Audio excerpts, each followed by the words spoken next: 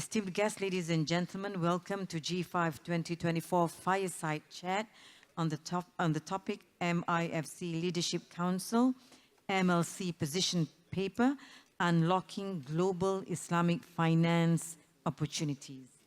Established in October 2022, MLC is an industry-led platform that aims to provide stronger industry ownership in championing the MIFC agenda. This session aims to unveil the insights from the MLC Position Paper that envisioned to provide key industry strategic direction of Malaysia's Islamic finance industries to better contribute to the development of the global Islamic finance. Now, please join me in welcoming our highly revered speaker, Yang Berbahagia Tan Sri Azman Mokhtar, Chairman MLC, for a chat with our moderator, Mr. Mustafa Adil, Head of Islamic Finance, London Stock Exchange Group, LSEG.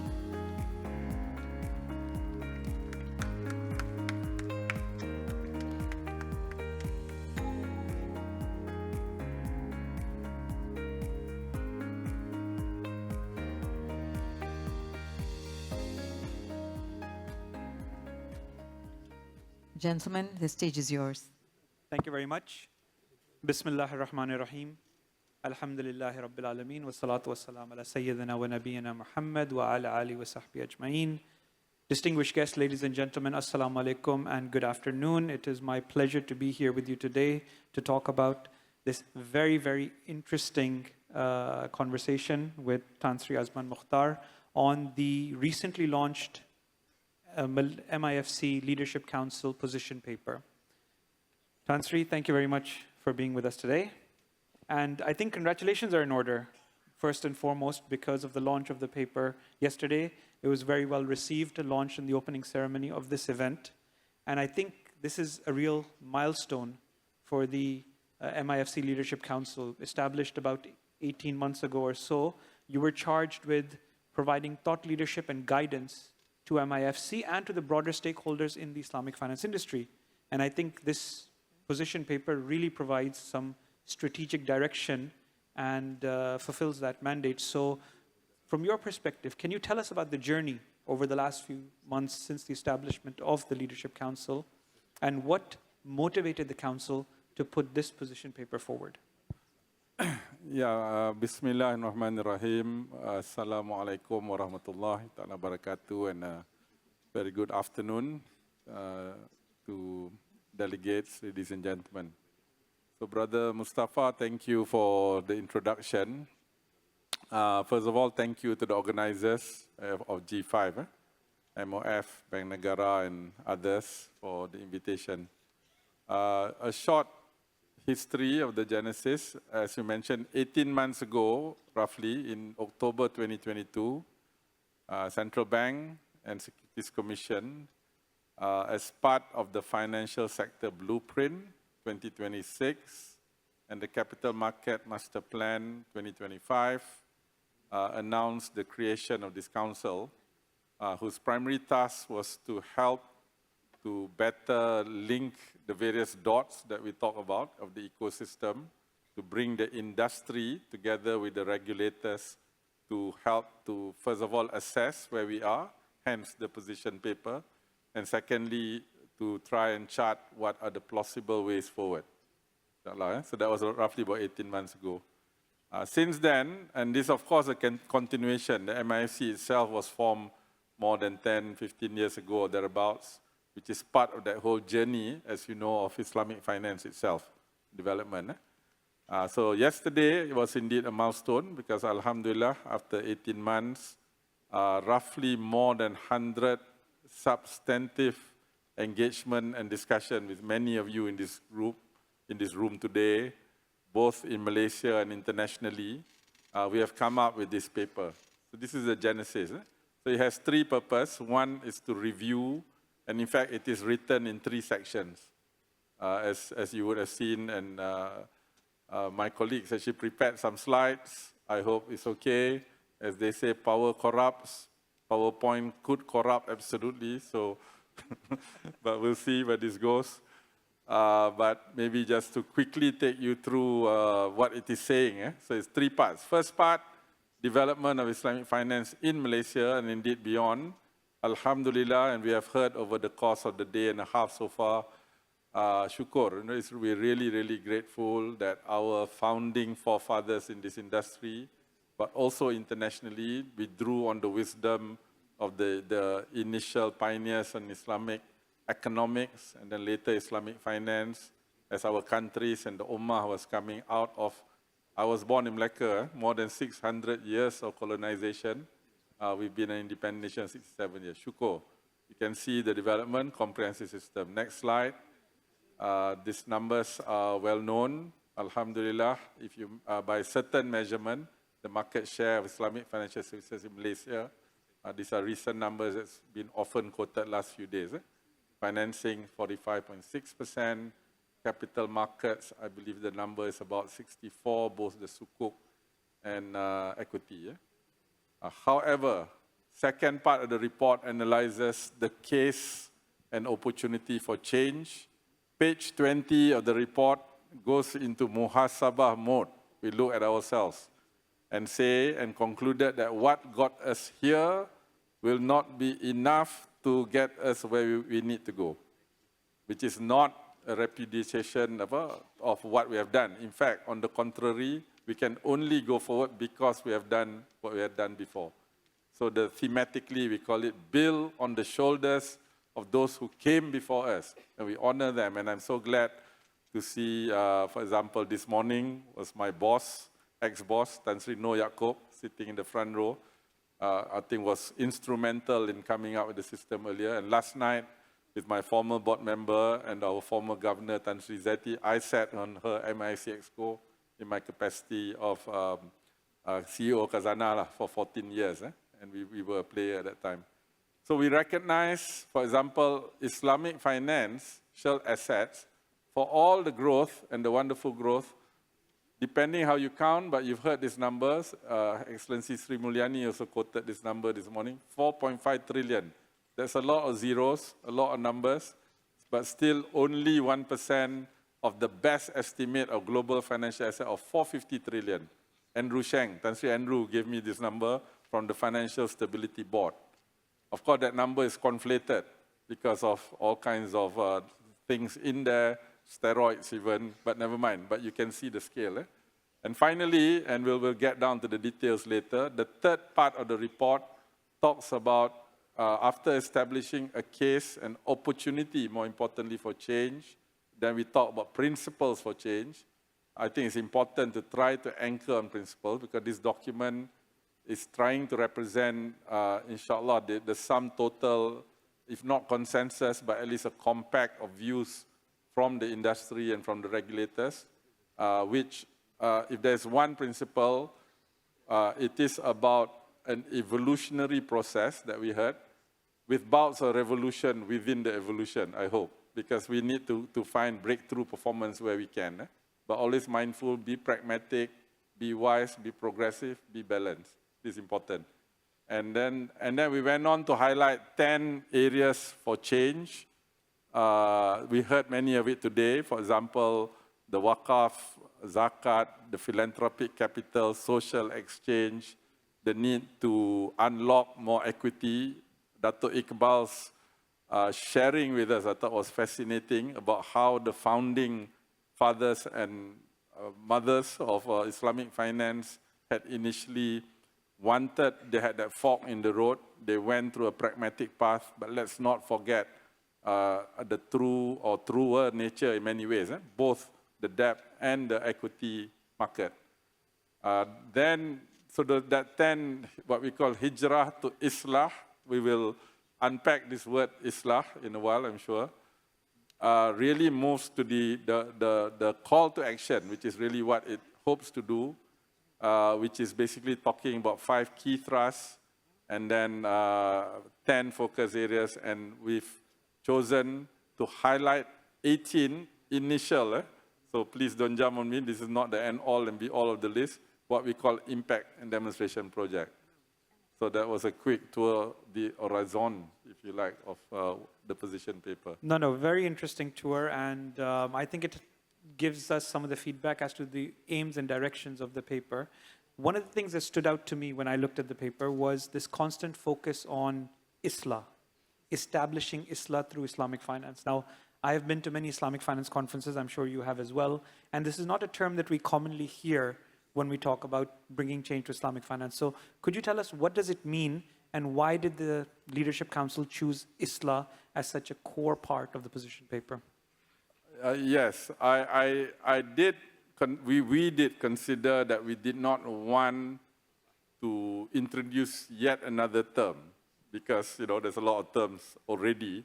On the other hand, we felt that, of course, our rich tradition and rich sources from, of course, the primary sources of Quran and Sirah and so on, the word Islah kept cropping up, actually, which linguistically, as before many scholars here, the word actually means to reform and to restore, actually. Some say rectify, but actually more restore, because in the belief that our understanding and conception, Allah subhanahu wa ta'ala has created everything in a perfect state, but it is us who's supposed to be the vicegerent, the Khalifa, that in some of our gaps and failures that we've created fasad, as you know, corruption of the earth and all the systems beforehand. Therefore, in any exercise of change, it is about restoration, if you believe in that premise, which we do, of course, as an article of faith. Thankfully, some of my colleagues, my caveat is I'm a practitioner, I'm not a scholar. If my colleagues can move, the right ayat is this, actually. Surah Al-Hud, the 88th verse, which talk about Islah Mastata'. Did I get that right? My makhraj? Which Nabi Hud alayhi salam talks about that we have to try to reform to the best of our ability. But he went on to say that our success only comes through tawfiq from Allah subhanahu wa ta'ala. I think this is actually the right reference to frame our exercise. So when we say to establish Islah through Islamic finance, it means this is not the only lever to establish Islah, of course. However, the report in outlining the case and opportunity for change makes the point that we do live in financial times, whether we like it or not. Many things are financialized, okay? I'm a big football fan, so apparently the highest correlation of who finishes on top of the Premier League is 92% is actually how much wages you pay, and so on. You can talk politics is financialized. Everything is financialized. Arguably, universities are financialized, as we are seeing in what's happening in the current Gaza genocide. You can see how that particular transmission channel happens. Therefore, finance is, I'm afraid, at the center of a lot of things we do. And therefore, if we need to restore the world in its various systems, the Islah, one major channel is finance. And we, with the gift and indeed the responsibility of having the guidance, we need to do more, much more. Thank you. No, that is a beautiful sentiment, actually, and it reminds me when we think, the concept of restoring, the Prophet ﷺ says that, every child is born upon true fitrah, and their parents, make them Christians or any other faith. And when they come back to Islam, we don't say they converted, they say they reverted. And it's the same concept here, that we want to restore something to its fitrah, actually.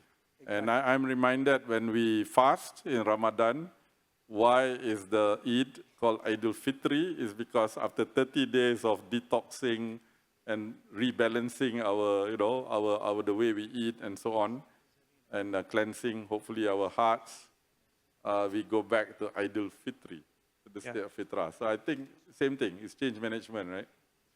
No, it's a beautiful sentiment and something that really stuck with me when I went through the report. Another thing that really stood out to me, which is mentioned in multiple places in the principles and the mechanisms for change and others, is the S-curve. and you talk about the S-curve a lot in the document. For the benefit of the audience, can you please elaborate what is this S-curve and why is it important for us to work through it or develop through it? Okay, many people here who are in one form or another who manage through change, transformation, sometimes it's couched in the words of transformation.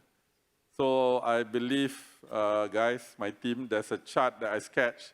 Sorry, I now don't have big armies of people to do PowerPoint slides for me.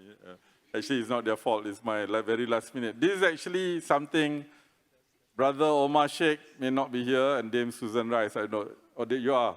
Omar, this is actually from your whiteboard in Edinburgh during, during the Jeffy conference last autumn, last September.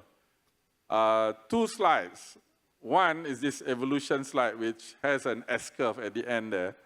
But this slide actually goes to 1511, because 1511 was when Malacca, my hometown, was taken over by the colonialists.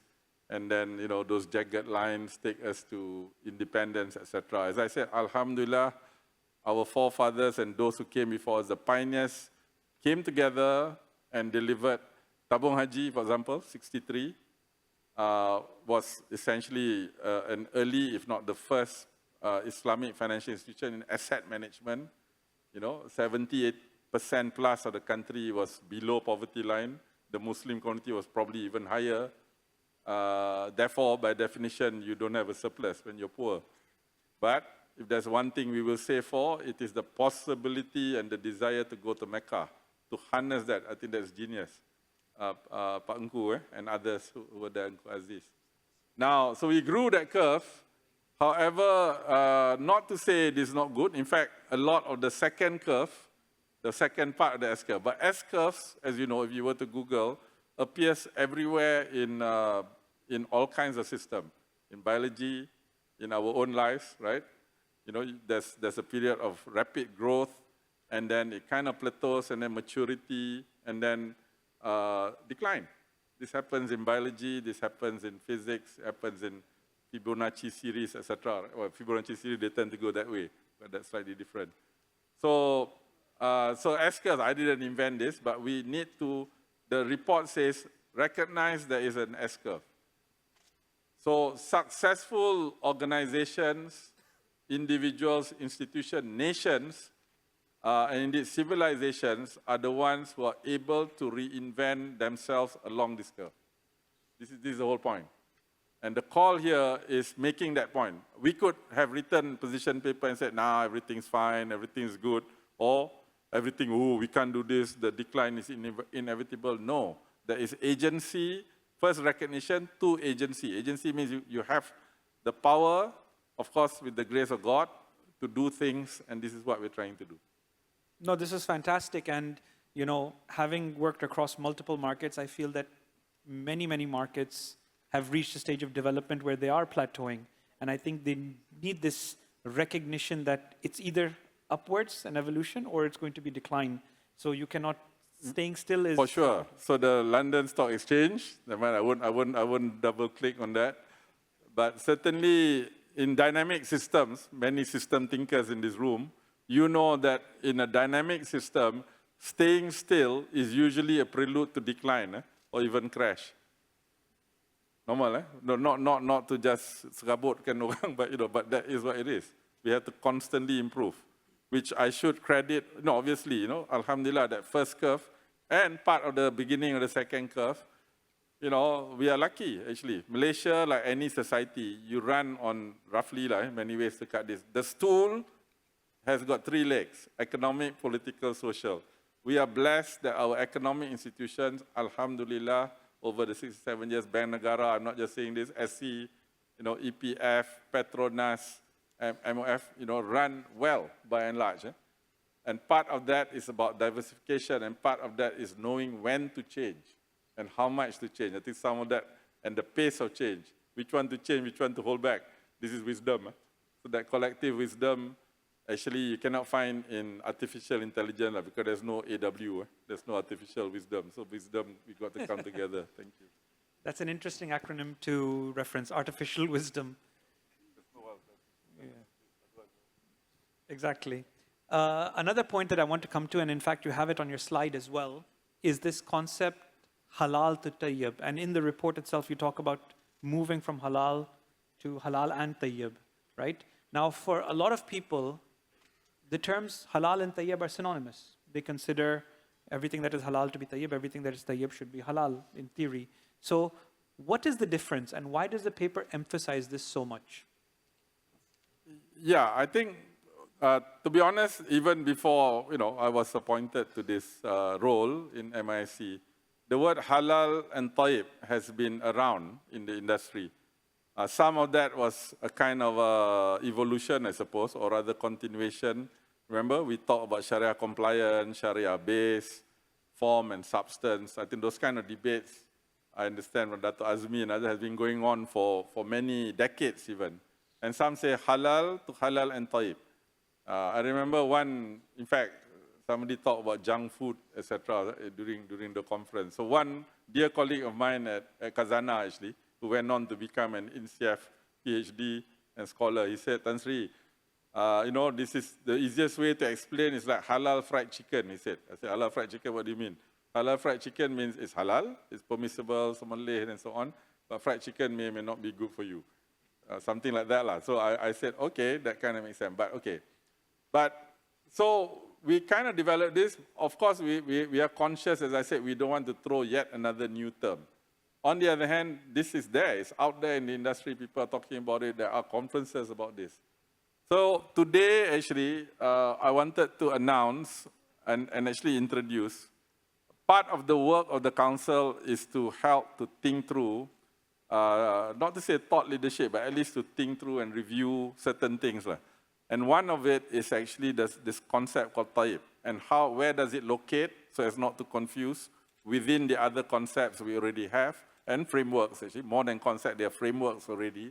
Maqasid Sharia guideline, for example, under the SC for the capital markets, right, Islamic capital market.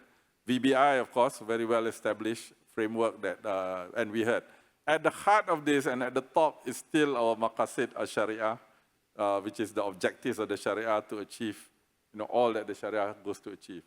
But the methodology of change and whether tayyib is equivalent to halal, we reviewed. So we commissioned this study, which is done by ISRA, which is under INSEAF, and Dr. Said, Dr. Akram, Dr. Noor, Dr. Yunus, and team.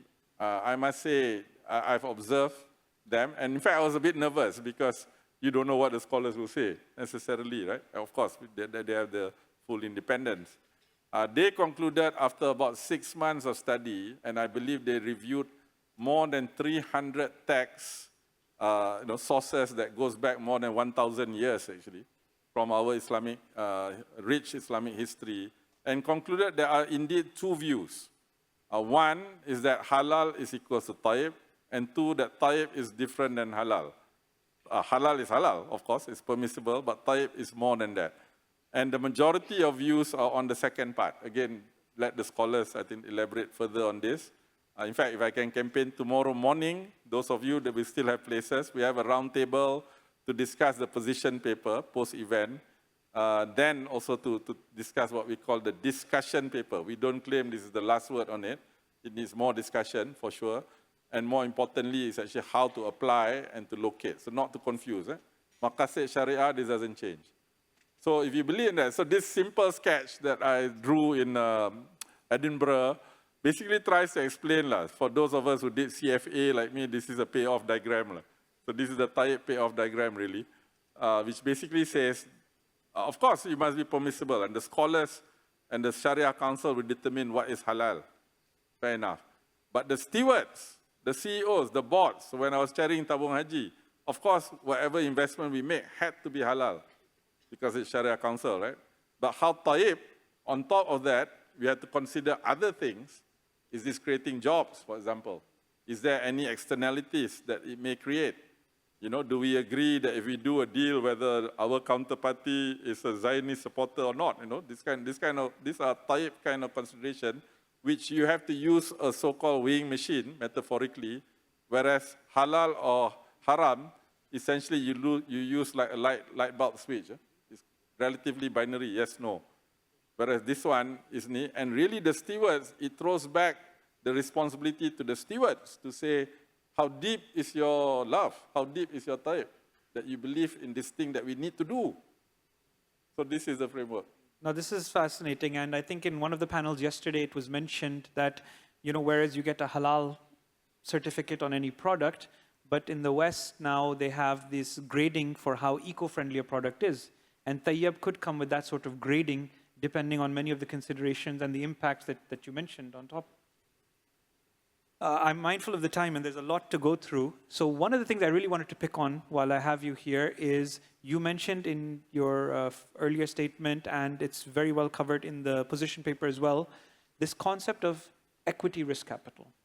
And obviously, many of us, when we are first introduced to Islamic finance, we're introduced to this concept of equity risk, not just being debt, and in theory, how it's supposed to work and what it's supposed to do.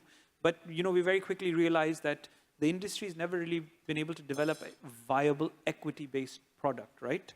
So how can we achieve this? Although everyone aspires to it, how can we practically achieve, equity risk or mobilize equity risk in our financial system? Sure. I mean, we have heard over the course of the last day and a half, and in fact, what Dr. Iqbal and others have mentioned, I thought was very insightful, that indeed risk sharing with our colleagues from Turkey, for example, Islamic finance over there is called participatory finance. That means we share risks and we share reward, losses and gains. I think it is a matter of making that change. First is the recognition that the equity is not to say, again, I do subscribe what Tan Sri Daud said, debt, there is a place for it. However, part of the S-curve flattening out, the work of the likes of Ken Rogoff at Harvard, if I'm not mistaken, those who study debt, there is a sclerosis that is afflicting East, West, Muslim, non-Muslim when you have too much debt. I believe the number in his research is something like 90% of GDP or something like that. The moment, so these things are like speed of sound. You hit certain thing, tak boleh. You cannot, this one. Capital asset pricing models, you guys know, CAPM, people win Nobel Prize. Frankly, there's nothing much in there. It's it's basically saying debt is good because debt you get what they call a tax shelter because they believe paying tax is not a good thing. For us, if you pay zakat, that's ibadah. And so on. I think that, so it's systematic and why we think equity for many reasons and so on. That is not to say what has happened in the past because Rasulullah SAW, if I'm not mistaken, also said that there will come a time we are swimming in riba. This is the reality. So we have to be clever and we have to be pragmatic, but we have to move forward. So unlocking risk capital, equity risk capital, I think is a very key part of that. With risk capital, you get entrepreneurship. With entrepreneurship, you get changes in society at the ground level, MSMEs. That's why throughout our report, perhaps I hope it comes out that it's about inclusivity and about empowering, about teaching to fish rather than giving fish. That's why some of the selected MIPs, in the case of the Zakat project, for example, it's about Nahi Munkar as well, fighting cartels actually. It goes further, because that is part of the journey of really values-based and implementing Tayyib. Now, so when it comes to, sorry, go back, previous slide. I think that process is really what it's trying to arrive at. No, that's very interesting, and we would support that. You mentioned the zakat aspect as well, and I look at the paper and it talks a lot about social finance, philanthropic capital, zakat, waqf, etc. Why is that so significant for the development of Islamic finance? I mean, the industry is developed quite well as a commercial proposition. So why are we looking to integrate that in a lot more? Okay, I mean, we heard just now from various professors and yesterday, I think the Islamic economy system is one that is based on benevolence, on mercy, on justice, this kind of thing. That is not to say, of course, the commercial system is important because these are, we are neither of East nor West, as you know. We are neither of this ism or that ism. if I may, famously, Adam Smith said, all property is yours, more or less. It's absolute. And Karl Marx famously said, all property is theft. In Islam, all property is trust, actually. We are trustees. We only hold it in trust. Therefore, if you don't use it well, you got to pay zakat, you got to distribute. In fact, it's better if you distribute. It is supposed to be a benevolence economy. And therefore, what is called social capital, Islamic social finance, is very much part of that. I understand the Turkish or the Ottoman times, as much as my Turkish colleagues can tell me, as much as a third or even more of public finances are coming from Waqaf sources. Some numbers, banking system, 2.5 trillion ringgit. 1 trillion roughly, Waniza, did I get the number right, is under Islamic financing. Capital market is about 3.9 trillion. So about 2.3 trillion of that is Islamic, both sukuk and Waqaf. Now, a lot of that is still debt-based financing. 2 trillion is roughly the number for GLICs. EPF is right. Now, one of the GLICs came forward and decided to do Dana Pemacu. So we highlighted this as one of the MIFs. I think it's a wonderful need because what do you call it? The multiplier effect of this cascading down into the system is big, it's huge, actually. Now, this is a call to action. I hope other GLICs, I mean, first of all, I'm a pensioner, actually. So EPF, I don't want them to take too big a risk, my pension. On the other hand, modern portfolio theory tells you can take a slice, put an appropriate amount, and make that work. When I was at Khazanah, for us, we didn't call it taib or anything like that, but basically it's about impact, where we said we got to, of course, make money, financial value, create economic value, jobs, you know, industrial development, that kind of stuff. Third, societal value, CSR. So therefore, if you got 2 trillion, and then there's, of course, Petronas with the climate transition and so on, it's actually there. It's about one, understanding the thing, two, advocating, then three is about organizing ourselves in the next way forward. Inshallah. No, that sounds very, very interesting. And particularly your statement just now, in Islam, property is trust, I think really, really resonates with this. I'm mindful of the time, and I know that we are holding people from their lunch, but I do have a couple of more questions that I want to put to you. One of the things when I read the report that stood out, that you wouldn't typically find in an Islamic finance paper, was in the 5 key thrusts. And it was the statement, the discipline of implementation and execution, which I found very, very interesting that it was put in there and highlighted to that manner. Could you please elaborate on that and what motivated you to incorporate that here so prominently? Sure. If you go through the report and, you know, there are reports available, or you prefer soft copy, you can just tap the QR code. The last one was about implementation and execution. Indeed, as you know, we have a lot of plans, frankly, which is great. But then the discipline of implementation and execution is what is going to separate it, right? So, you know, ilmu alone not enough. Kena amal, obviously, this is the amal part, right? I had the benefit and the pleasure and the pressure, oftentimes, of running the secretariat of the GLC transformation program. Many colleagues, ex-colleagues here in this room. And the one lesson I learned is the discipline of program management. This was, first of all, a 10-year program. It had a sponsorship mechanism where the Prime Minister, in fact, 2 Prime Ministers chaired it over the 10-year period. It had 29 meetings over that 10 years. And that discipline of execution that you do, they say life is 90% turning up. A famous guy said this. You out-attrition your challenges by staying the course. It's not easy, because there'll be, you know, down days, there's up days, but there's a lot of down days, but you have to be resilient. So, interestingly, my dear brother and colleague, Dr. Ashraf, talked about your council, Doc. We didn't check our notes. If you look inside our report, I think towards the end, page 23, I talked about a bit longer, not as elegant as Dr. Ashraf's wording, like council. Like, we called it something like OSPE. Oh my God. OSPE is Oversight, Sponsorship, Program Managing Entity. model. We did talk about Tan Sri, my dear brother Tan Sri Wahid is here, you know. I think that mechanism was actually very effective. Because really when you do this consistently, istiqamah, kan? Or the Japanese call it kaizen, you do it consistently, you basically eventually get down to the discipline of execution. Many of you here, change makers, pathfinders, you know, all these plans, you know, won't happen until and unless you actually drive down. Of course, the issue of governance, who does it, the different ministries and entities, that the document is written almost like pamphlet form. If you Google pamphlets are advocacies for ideas of what to do, but the power is not with the council. The power is actually with the powers that be. Let them decide. Bola tanggung, please. Yeah. No, I think I'm delighted that you've put that in there. And I know that of the 18 initial initiatives, many of them have already started.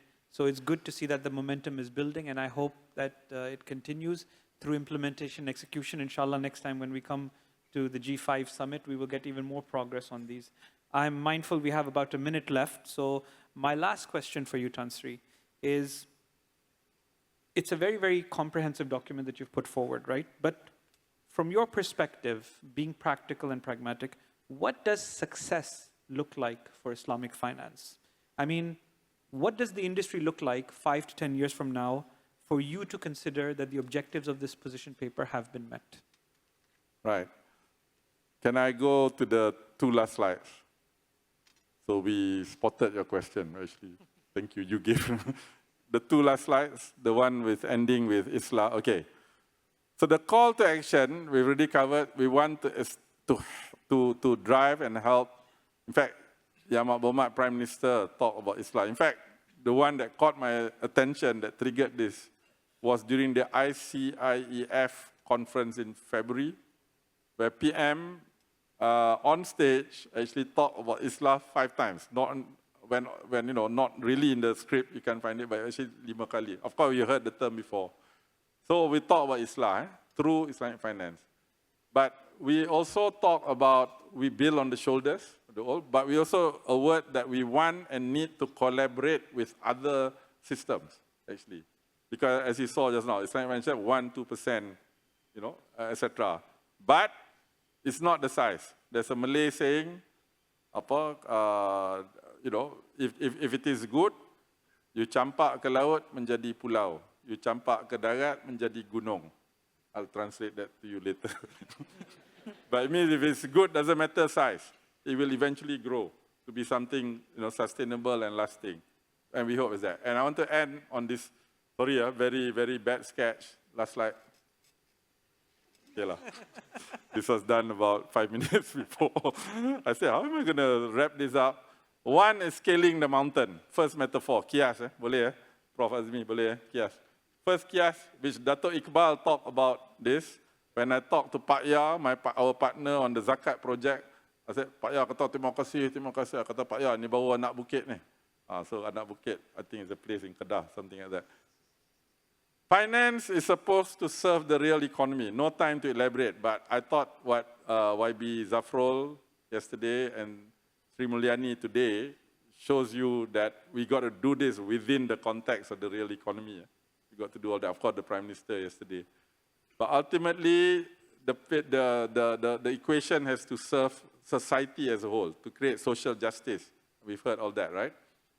Now, how we go up this mountain, make the metaphor that worthwhile ascent can be done through various routes, put it that way. And once in a while, these routes will meet each other.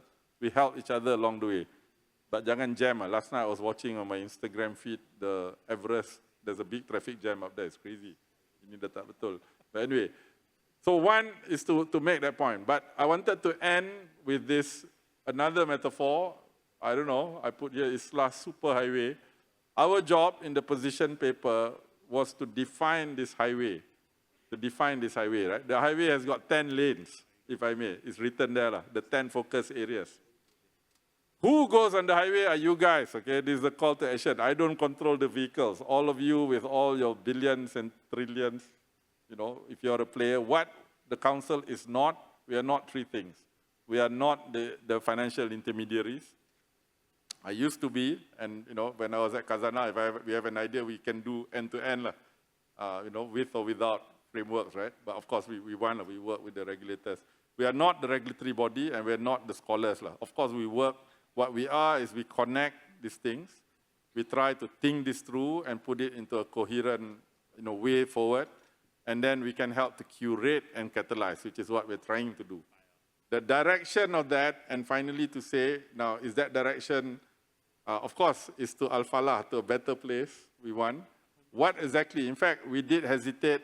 Some of the council members, my dear council members, said, can we be more quantitative in our report? You must have certain targets.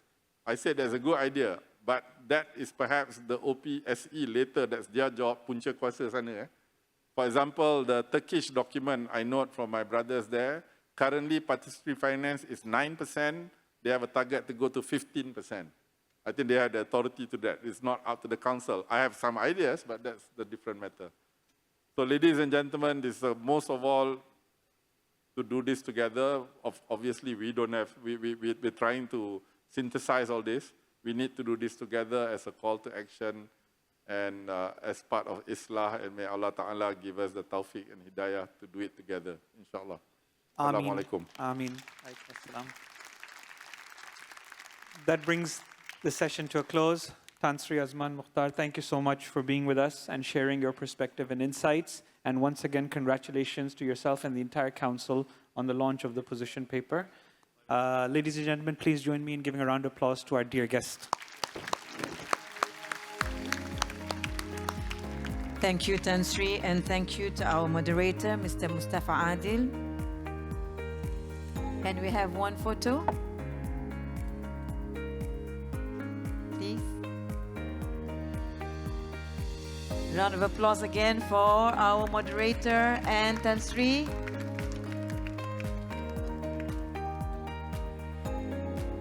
Thank you. All right, esteemed guests, ladies and gentlemen, before we go for our lunch and prayer break, we wish to invite all to the exhibition hall across to join in the launching of MTA and MIFC Post-Retirement Medical Takaful Cover Project. Ya, dipersilakan ke exhibition hall, and lunch will be served at exhibition hall 2 for delegates and participants. For speakers and VVIPs, lunch will be at room 306, level 3. Dipersilakan. Room 306, level 3, you can take the bullet lift straight to level 3. With that, Assalamu alaikum wa rahmatullahi ta'ala wa barakatuh, and I see you again at 2:30. Thank you.